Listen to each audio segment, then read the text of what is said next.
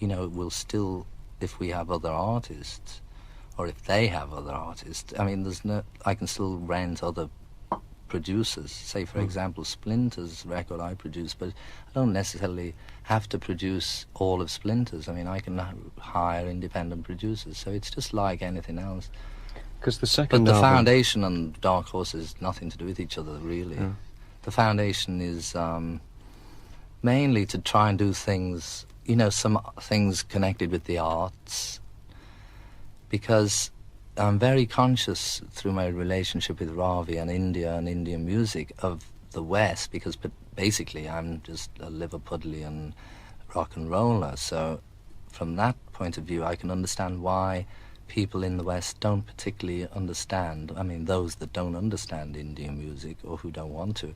So when I first heard this music in '66, which was not just Ravi and sitar, but involved lots of different instruments just put together like an orchestra, then it was so fantastic. I knew that that's the way that people in the West will suddenly realize that there's more to it than what they think, because there is a tendency for them to think, oh yeah, Indians, they lie on nails, and they don't eat cows, and they're all starving, and they can play any notes they like in their music.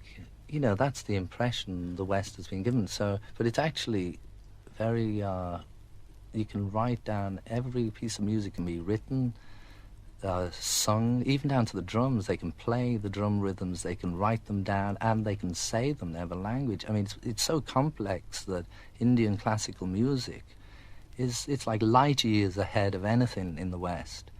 And the nearest anybody's come to it, I suppose, is certain jazz musicians, and they're usually the ones who'll acknowledge that Indian music is far out. It's like, I mean, even John Coltrane, I mean, he studied with Ravi. Ravi spent time with lots of musicians like that, just giving them ideas on various rhythm cycles. In Western music, we've got 2 basic scales, major and minor. In Indian music, there's 72 scales. There's 108 variations of rhythm cycles.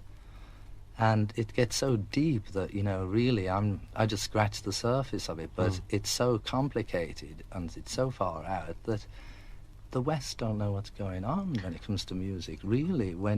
But it takes a certain, it's like if you walk in a room full of people speaking Chinese, you're not going to know what they're saying straight away. But if you familiarize yourself with it, slowly you'll get your ear tuned to it. And I think the next record you're looking like going to play is not the one to follow this bit of dialogue. It is. Actually. It's not. Well, because this one is not strict classical. And I want to explain this later. You're going to play Krishna, Where Are You? Okay, I'm so missing you, yeah. I'm Missing You. This is a composition by Ravi Shankar, which is the first song he wrote in English. And when he first sang this to me and played it to me, it just blew my mind, because I heard it from my pop background. I said, that's a hit, it's so lovely, it's a lovely song. You should write more of these, Ravi. And he said, I've been trying not to write these for years, because people always put each other into pigeonholes, and he's one of the greatest classical musicians. But if he wants to write a song in English, it doesn't take or distract from his talent as a classical musician. But people want to lock everything up, like Melody Maker this week.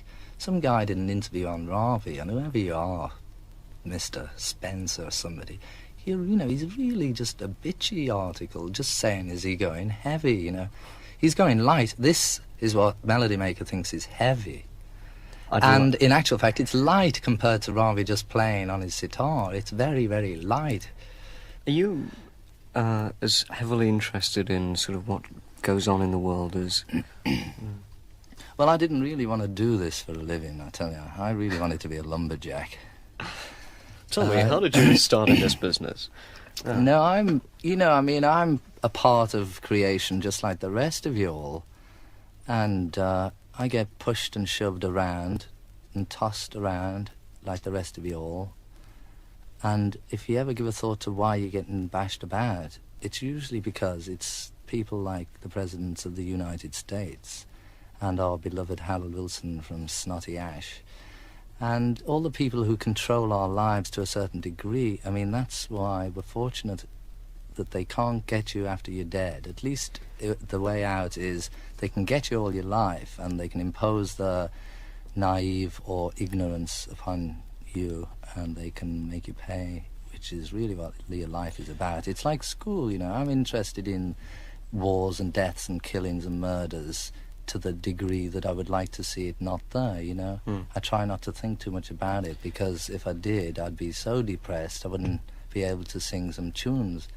Yeah. But in your life, obviously with the amount of things that you can do, because you're in a position... I got the breaks. Yeah, but you're... I mean, that's another one I'd just like to clear up. In life, Jesus, you know, taught the law of karma, which means action-reaction. Now, if somebody's walking down the street with a hunch on their back, then it's probably because of some actions they themselves have done in the past. Action, reaction, I mean, you know, karma, that's what that is. It means that we have, whatever we are now, we ourselves have caused. And whatever we're going to be in the future, it's up to us. It's up to our actions. Every action is equal and opposite. That's a law of nature. If that's the only thing you ever learn in your life, then God is fair. He's not watching over everybody saying, you did that, so give him a kick in the behind. You know, there's just a law of nature, which is action-reaction. And so it's ourselves who get ourselves in a mess or get ourselves out of it. But we seem, in the world as a whole, to be more in a mess than not in a mess, although there's a lot of great souls in the world. But you achieved... great notoriety so and, that's great, the bit, the and great breaks. success at a very early age. I mean, a relative early age. You had everything thrown at you so quickly that, you know, I think you... But it wasn't thrown at us. We had to get out there and try and find it. It was only when we got ourselves to a position, then they start throwing it at us. Yeah, but the snowball... Once they realised there was money in us, then it was all thrown at us. But nobody would throw a thing at us in the beginning. I mean, a simple example is, I saved up for years and years to get a guitar ages ago, and I got 70 quid, and I had it in my pocket, and I felt as though I was going to get murdered if anybody knew I had it in my pocket, and I got down there and I bought this second-hand guitar, which was really nice. When we became famous, people are giving me guitars left, right and centre. You know, when you don't need something, people give it to you. It's when you need something that nobody gives you a thing. And again, you know, that's... a pity that, you know, people won't give. You know, really, I feel now that whatever I give, I get it back, you know. It's like there's an old proverb that says the smile you give out comes back threefold, and it's true, you know. If you can raise a smile, you do tend to get 2 or 3 back, which enables you to give 6 or 7 back, and you get 15 back. But if you kick somebody in the behind, there's a good chance somebody's going to hit you on the head with his gun. That's karma. Let's play something from... Let's get a bit lighter. Ravi Shankar's album. I know I pronounced that wrong. Ravi Shankar, that's right. Yeah. This is called The Dawn, isn't it? Yeah. Now, I mean, this is an example. Can I just say a few words before you say this? This is on the other side of... They heard the song I'm Missing You, which is really like, you know, top of the pops. It should be top of the pops because it's lovely. This other side is a ballet which Ravi composed and which eventually is going to be, you know, put on stage as a ballet. But this piece represents after the dream, I mean, a dream, a nightmare, and then the dawn. The dream is really like thinking of all the nice things when we were kids and all the good things, and the nightmare, which is like now, the 10 o'clock news or the 7 o'clock news or Harold Wilson or President Nixon. The nightmare is our life, this moment. And then this piece we're going to listen to is the dawn, which represents our hope for the future. And it also is Spot the Religion, in as much as God or the truth underlies all religions. And that's one thing I couldn't get behind with the Christians that I was exposed to, was that they have a tendency to think that all the others, like Buddha or Krishna, they just think they're all a bunch of pagans, and that the only one is Jesus and he's the only Son of God. Like, for a kick-off, everybody is potentially divine. Everybody's a potential Christ, and the truth underlies all the religions, and what, in this part, the hope that Ravi is trying to get across at least my understanding of what he's trying to get across, is that, you know, it should all be seen as one, you know? And so I hope there's no other religion who's going to get uptight at us because we didn't put him on there. Take it away.